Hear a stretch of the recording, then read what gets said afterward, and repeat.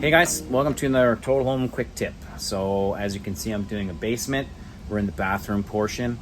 I just discovered this really cool trick I'm going to show you, but first I'm going to tell you where I'm doing this.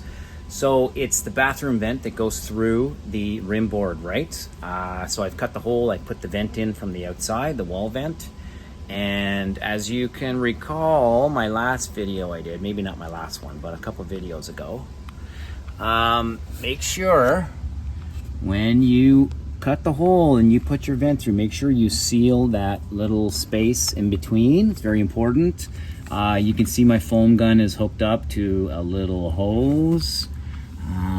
There's my foam gun, and that's how you get to reach in there, because the gun with the can on it, there's no way it's gonna fit into this this cavity. Like, you just won't be able to turn it. So this little hose works out just great.